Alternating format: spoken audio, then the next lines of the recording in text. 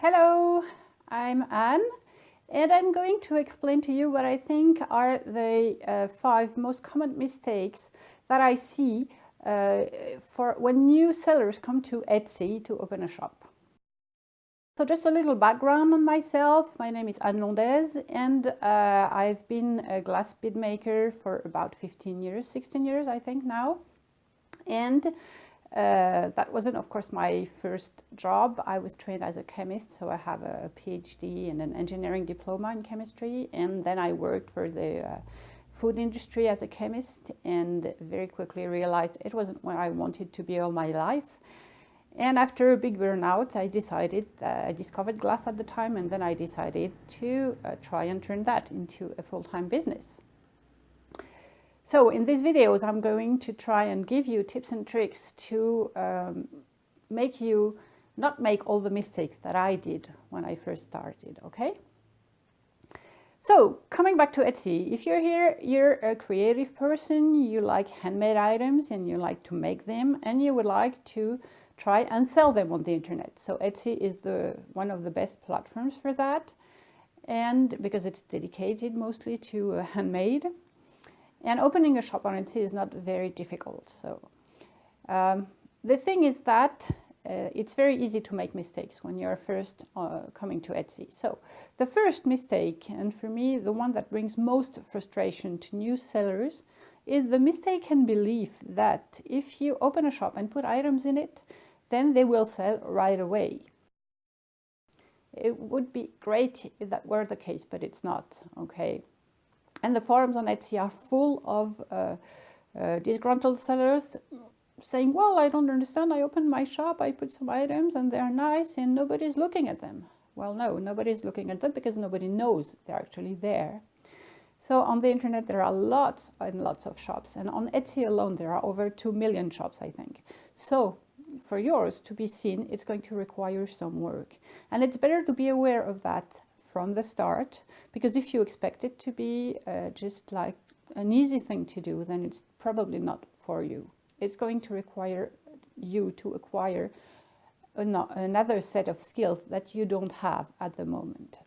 And so that brings me to my second most common mistake that handmade sellers make, and it's related to the fact that we like creating, okay? That's what brought us there.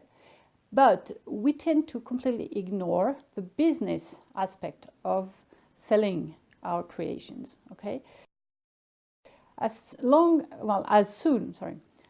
as you start selling your items, then you're a business, and you'll have to learn how to manage a business, how to promote your business, how to market it, how to do the accounting, or at least if you don't want to do it yourself and you can afford to pay someone, then know that you will have to, but then you will have to have kept the accounts properly. And so it's, again, a new set of skills that you're going to have to develop, okay? And the creating part really has a small place in that. You have to become an entrepreneur, just not a creator. And this is not an easy part for us to do, that switch, you know, which means that you have to learn everything about selling your products, because you're becoming just a business and there are other businesses around, you're competing against them, so you have to learn how to do that. So that brings me again to my third mistake, which is that most new sellers underprice their items. And you would think, oh, but I will sell more if my items are less expensive. Well, it's not necessarily true, and it's rarely true, in fact. Because the first thing is that if you don't put a monetary value high enough on your products, to your customer, it will mean that you do not value your product, since you're not putting a high price on it. And if you don't value your products, why should they value your products? Okay? That's the first thing.